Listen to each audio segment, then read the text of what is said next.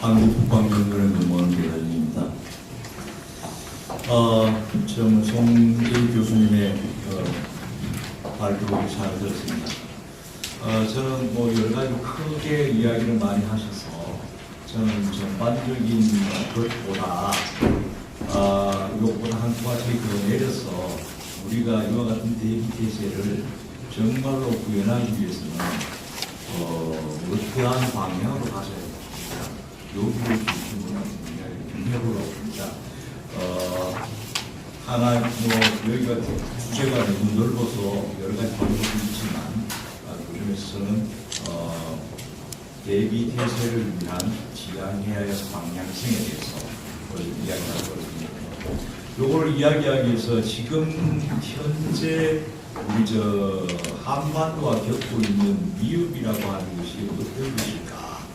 이와 같은 부분을 먼저 규명을 좀 해보고 이 위협에 대응하기 위해서는 어떠한 방식으로 어떠한 방향성을 가지고 군사력 발전, 특히 대비 태세를 이루어져 나가야 될 것이냐 하는 좀 큰 방향에서 이야기를 해보려고 합니다. 사실 지금까지는 모든 그 대비 태세나 그 다음에 군사력 발전이 이루어지니까 다 위협 기반으로 다 왔었죠. 위협 하나하나에 대해서 이 위협이 바로 생겼으니까 이 위협을 어떻게 대응할 것이냐 이걸 가지고 미래에서 어떻게 만들 것이냐 그 기간이 많이 소요가 되고 했었죠.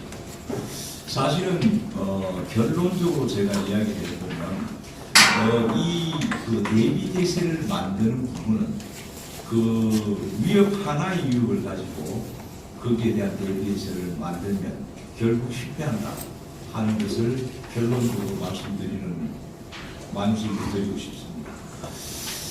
제가 그 토론을 좀 진행하면서 먼저 제가 아까 말씀드렸다시피 우리 한반도 정부가 갖고 있는 그러한 위협이 어떠한 위협일까 하는 부분에 대해서 조금 말씀드리겠습니다. 먼저 위협이라고 하는 것은 사실 그 가지고 있는 능력이라고 하는 거고 그 다음에 위협이 주는 의도, 의지 이와 같은 측면에서 먼저 볼 수 있겠습니다. 그래서 우리 한반도 정부 위협의 대부분은 북한 위협이었습니다. 그렇죠? 그래서 그 위협이 실체적 측면에서 보면 북한의 위협이라고 하는 것은 근본적으로 재래식 무기를 가지고 무기를 갖고 왔었죠.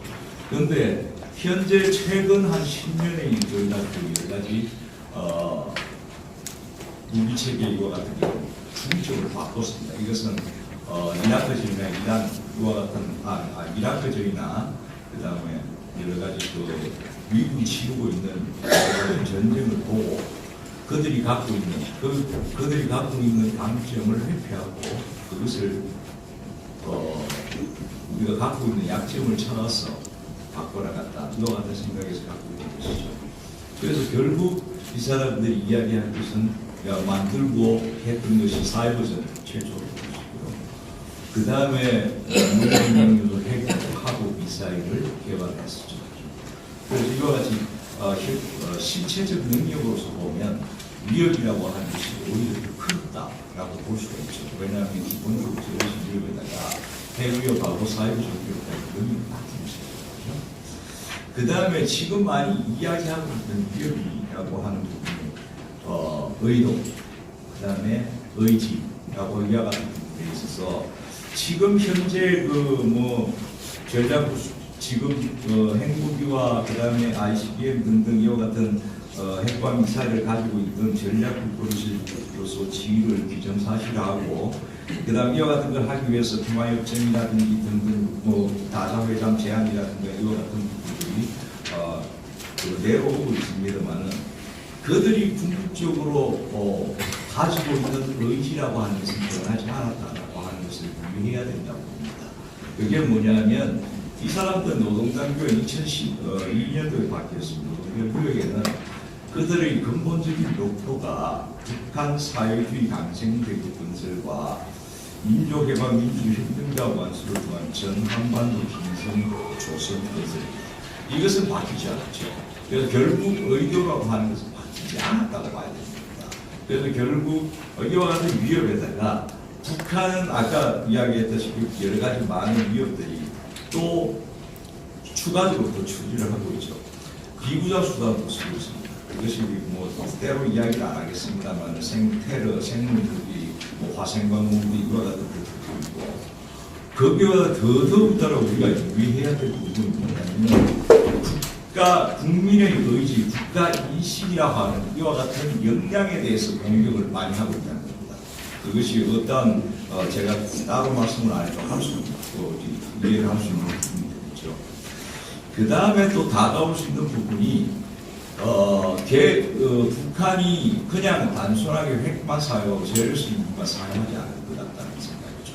그래서 결국 이게 뭐냐면 다가올 수 있는 가능성이 테러, 그 다음에 심리전, 그 다음에 우주를 어떻게 사용하려고 합니다. 또한 이와 같은 위협들이 상당히 다각적으로 한꺼번에 오고 있다라고 이렇게 추정을 할 수 있습니다. 그래서 보면 전반적으로 위협이라고 하는 것이 복합적으로 일어납니다. 그래서 우리가 대기 방향 이야기할 때 대기 태세를 만들듯이 그냥 하나의 위협을 가지고 하나의 대기 태세를 만들고 이와 같은 방식에서 반드시 벗어나야 되겠다 하는 부분입니다. 제가 좀 빨라도 시간이 좀 많이 걸릴 것 같았어요. 그래서 이와 같은 전반적인 위협을 증명을 해보면 우리는 학자들이 이야기하는 말로 하이브리드 위협이라고 합니다. 그래서 이와 같은 위협이라고 하면 하나로 그냥 떨어지지 않고 여러 가지 위협들이 한꺼번에 발생할 수 있는 이와 같은 위협들을 하이브리드 위협이라고 하는데 이와 같은 하이브리드 위협에 대해서는 여러 가지 지금까지도 상당한 담론이 많았습니다.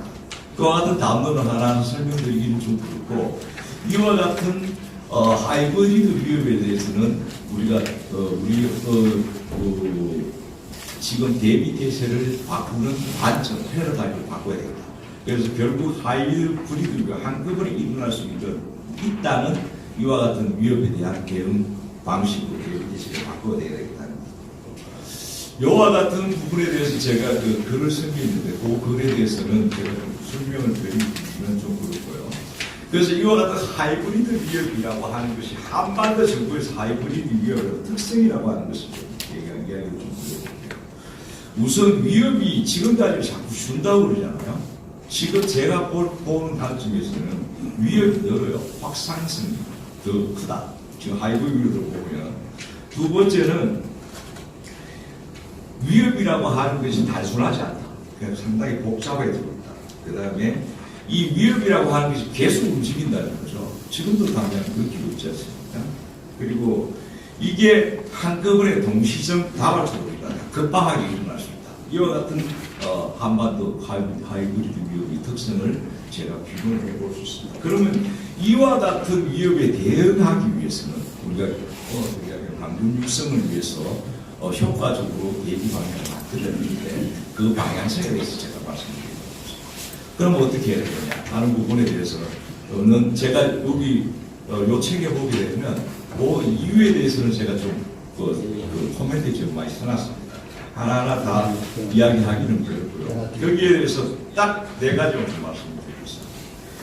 먼저 우리가 창조성하고 전문성 기반을 해야 됩니다. 그 다음에 구조적으로는 통합적으로 가야 되고 유연성을 가진 구조로 가야 됩니다.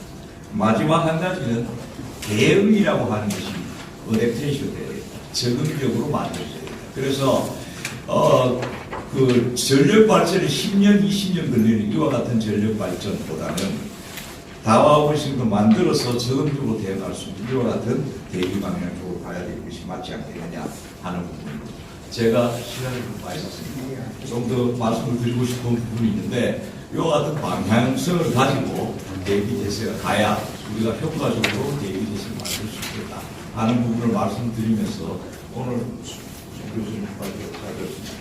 그리고 여러 가지 함의도 많이